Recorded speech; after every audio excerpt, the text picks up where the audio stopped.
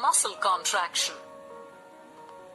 In this module, you will learn about the mechanism of muscle contraction.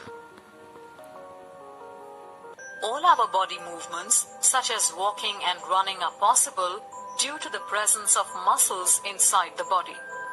You already know that myofibril, that is, the simplest unit of muscle, contains contractile proteins that help in the contraction of muscles and thus in body movements. The sliding filament theory is the most accepted theory, which best explains how these proteins work to cause contraction of the muscles. The theory states that contraction of a muscle takes place by the sliding of the thin filaments over the thick filaments. Let us understand the steps given in the theory. The process of muscle contraction begins by a signal from the central nervous system, CNS. The signal is brought by the motor neurons from the CNS.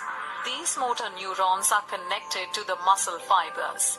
The motor neuron with which a muscle fiber connects is called a motor unit. The junction between the motor neuron and the sarcolemma of the muscle fiber is known as the neuromuscular junction or the motor end plate. This junction is actually a synapse, that is, a small gap between the neuron and the muscle cell. The signals from the CNS are transported as electrical impulses, also known as action potential, across the synapse. A neural signal, on reaching the neuromuscular junction, releases a neurotransmitter, acetylcholine, thus generating an action potential in the sarcolemma. This action potential spreads through the muscle fiber and causes the release of calcium ions into the sarcoplasm from the sarcoplasmic reticulum. This in turn increases the level of calcium ions in the sarcoplasm. The increased level of calcium ions leads to the binding of calcium with the subunit of troponin on the actin filaments. This interaction triggers a conformational change in the tropomyosin, thus preventing it from masking the active sites for myosin present on the actin filaments, leaving them exposed. With the active sites of actin now exposed, the myosin heads start a binding process with actin, thus forming a cross bridge. The energy needed for the cross bridge formation comes from the hydrolysis of ATP attached to the myosin into ADP and inorganic phosphate. The attached actin filaments are therefore pulled towards the center of the A band, bringing the Z lines closer to each other. This ultimately results in the shortening of the sarcomere, that is basically the contraction of the muscle. You can clearly see that there is a reduction of I band during contraction, while the A band remains of the same length. ADP and inorganic phosphate are released during the shortening, thus binding the myosin head to the actin tightly. The myosin remains attached to the actin until a new ATP molecule binds to the myosin head and the cross bridge is broken. The ATP is again hydrolyzed by the ATPase found on the myosin head, and the cycle of the cross bridge formation and breakage is repeated, causing further sliding. The cross bridge cycling sequence continues to repeat till the muscle fiber is excited by the signal from the CNS. As the signal stops, no further release of calcium ions from the sarcoplasmic reticulum occurs. This enables the pumping back of calcium ions from the sarcoplasm back into the sarcoplasmic reticulum. This pumping back of calcium ions results in the masking of active sites on the actin filaments. This in turn causes the return of Z lines back to their original position, that is, relaxation. All the muscle fibers do not respond to the signal in the same interval of time, that is, the reaction time. The interval between the signal and the beginning of a response is not constant in all the muscle fibers. The slow twitch muscle fiber contracts slowly and utilizes oxygen better. What makes it slow is the components present in it. First is the myoglobin protein. It is an iron-oxygen binding protein found in muscle fibers. It is similar to the hemoglobin present in red blood cells. Myoglobin content is very high in slow-twitch muscle fibers. Thus, these muscles are also called red fibers. The second component is mitochondria.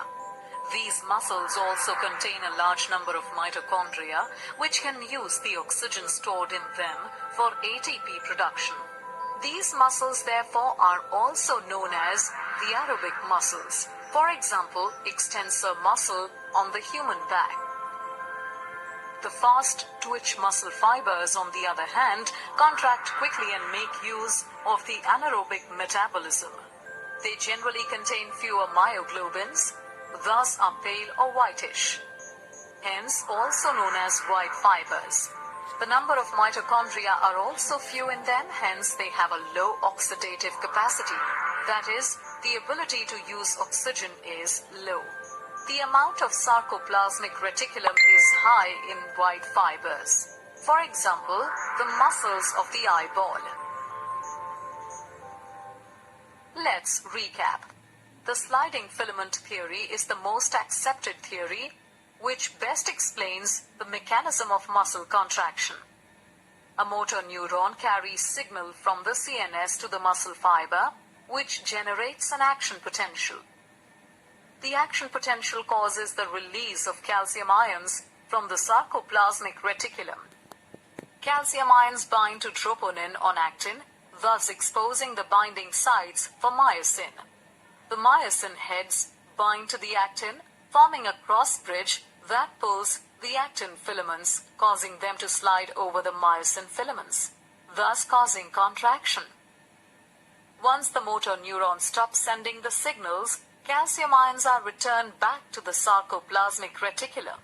This inactivates the actin, cross bridges are broken, and the muscles relax.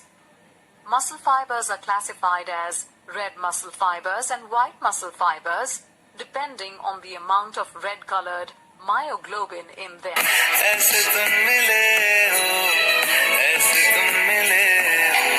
Hi, a lot of people ask me. Release of calcium ions from the sarcoplasmic reticulum.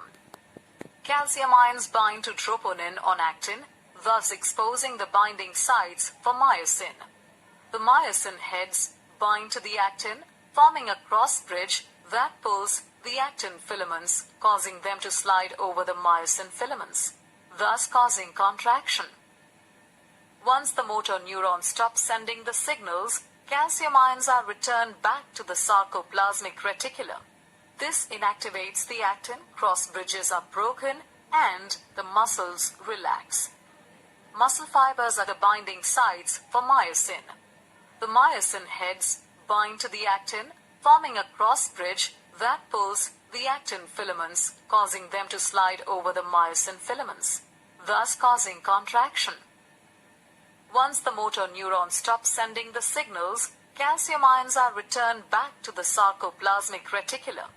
This inactivates the actin, cross bridges are broken, and the muscles relax. Muscle fibers are classified as red muscle fibers and white muscle fibers, depending on the amount of red